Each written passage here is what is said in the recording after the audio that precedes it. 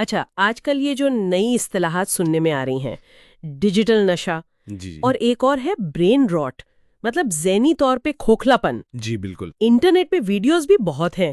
نوجوان اصل زندگی میں گیمز یا آن لائن کرداروں کی طرح حرکتیں کر رہے ہیں۔ وہ لکھنؤ والا واقعہ بھی تھا، گیم کی لت میں تشدد۔ جی، اور یہ صرف ایک دو واقعات کی بات نہیں ہے، یہ اب یوں سمجھیں ایک وسیع مسئلہ بن گیا ہے۔ آج جو ہمارے پاس مواد ہے نا، وہ یہی دکھاتا ہے کہ یہ اسکرین کا بہت زیادہ استعمال یہ صرف وقت نہیں لے رہا، اچھا، یہ ہماری توجہ، ہمارے صبر، ہماری ذہنی صحت، ارے بھائی جسمانی صحت پر بھی گہرے اثرات ڈال رہا ہے۔ ذرائع تو یہ کہہ رہے ہیں کہ یہ ہمارے دماغ کے کام کرنے کا طریقہ ہی بدل رہا ہے، بنیادی طور پر۔ تو پھر آج کوشش کرتے ہیں کہ اس مسئلے کی تہہ تک پہنچے۔ جو ذرائع ہیں ہمارے پاس، ان سے دیکھتے ہیں کہ اہم باتیں کیا نکلتی ہیں۔ یہ برین راٹ آخر ہے کیا بلا؟ جی، اور اہم بات یہ کہ اس ڈیجیٹل گرفت سے نکلنے کے کیا ممکنہ طریقے ہو سکتے ہیں۔ تو آئیے ان ذرائع کو دیکھتے ہیں۔ دیکھیں، ایک اہم بات جو ذرائع بتاتے ہیں نا، وہ صرف یہ نہیں کہ آپ کتنی دیر فون استعمال کرتے ہیں، اچھا، بلکہ یہ کہ آپ کتنی تیزی سے ایک ایپ سے دوسری پہ، ایک ویڈیو سے اگلی پہ، وہ جو مسلسل چھلانگ لگاتے ہیں نا۔ ہاں وہ تو ہے۔ یوٹیوب دیکھا 2 منٹ میں، انسٹاگرام پہ، پھر فیس بک۔ بالکل، ذرائع یہی کہتے ہیں کہ یہ تیز رفتار تبدیلی دماغ کو ایک طرح کے چیکنگ موڈ میں رکھتی ہے، مطلب گہری سوچ یا توجہ کا موقع ہی نہیں ملتا۔ دماغ بس یوں کہہ لیں مسلسل ہلکے پھلکے جھٹکوں یعنی اسٹیمولیشن کا عادی ہو جاتا ہے۔ اور اس کا نتیجہ پھر کیا نکلتا ہے؟ توجہ کا دورانیہ کم ہونا۔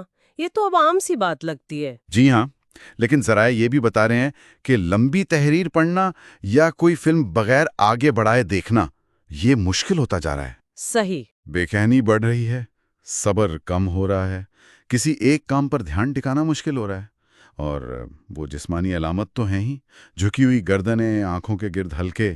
فون پکڑے رہنے سے انگلیوں کی عجیب سی پوزیشن بن جانا۔ ہاں جی، تو یہ جو برین روٹ کی اصطلاح ہے نا، وہ اسی کیفیت کی طرف اشارہ کرتی ہے، جب آپ گھنٹوں مطلب فضول یا کم معیار کا مواد دیکھتے رہیں اور آخر میں دماغ بالکل خالی اور تھکا ہوا محسوس ہو۔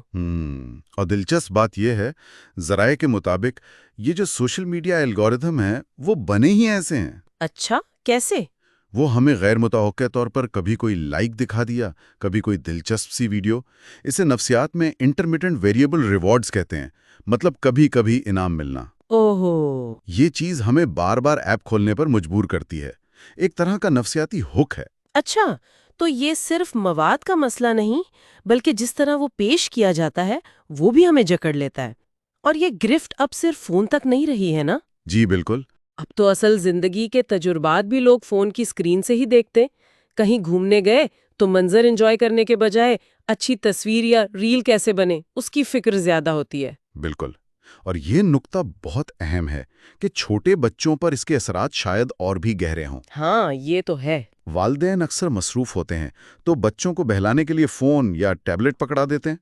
اب ذرائع بتاتے ہیں کہ وہ تیز رنگوں والے، تیز میوزک والے کارٹونز جی وہ فوری توجہ تو کھینچ لیتے ہیں، لیکن لمبے عرصے میں یہ ان کی تخلیقی صلاحیت، بولنے کی صلاحیت، یہاں تک کہ دوسرے بچوں سے گھلنے ملنے کی مہارتیں، ان سب کو متاثر کر سکتا ہے۔ کیونکہ وہ اصل دنیا کے تجربات سے کٹ جاتے ہیں۔ بالکل، وہ اسکرین میں گم ہو جاتے ہیں۔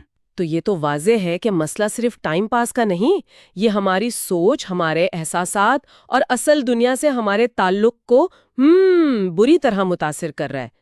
ان ذرائع کی روشنی میں اس سے نکلنے کے لیے کچھ عملی طریقے بھی ہیں؟ جی ہاں، ذرائع کچھ کارآمد طریقے بتاتے ہیں۔ پہلا قدم تو ہے شعوری کوشش، مطلب یہ دیکھنا کہ آپ کتنا وقت اسکرین پر گزار رہے ہیں اور پھر اسے کم کرنے کی کوشش کرنا۔ ٹریک کرنا، ہاں۔ دوسرا، کچھ ایپس کو ڈیلیٹ کرنا یا کم از کم ان تک رسائی مشکل بنا دینا، جیسے ہوم اسکرین سے ہٹا دیں۔ یہ بھی ٹھیک ہے۔ ایک اور اہم نقطہ ہے ڈیجیٹل سن سیٹ کا، یعنی سونے سے کم از کم 1 گھنٹے پہلے تمام اسکرینز بند کر دینا۔ اچھا، یہ اچھی ٹپ ہے۔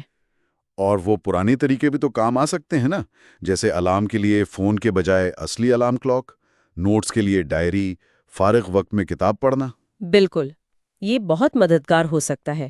اور خالی وقت کو جسمانی سرگرمیوں سے پر کرنا، ورزش ہو گئی، کوئی کھیل یا کوئی پرانا شوق جسے وقت نہیں دے پا رہے تھے۔ ہاں، اس سے بھی اسکرین کی طلب کم ہو سکتی ہے۔ جی تو خلاصہ یہی ہے کہ دیکھیے، اسکرین کا استعمال تو زندگی کا حصہ ہے، لیکن اس کا بے لگام، بے مقصد استعمال وہ ہماری توجہ، ہمارا ذہنی سکون اور ہمارے حقیقی تجربات کو ہم سے چھین رہا ہے۔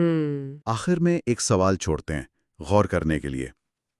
ہمارے روزمرہ کے جو تجربات ہیں، ان کا کتنا حصہ ہم واقعی جیتے ہیں، خود محسوس کرتے ہیں؟ اور کتنا صرف اسکرین کے ذریعے فلٹر ہو کر دیکھتے ہیں؟ بالکل۔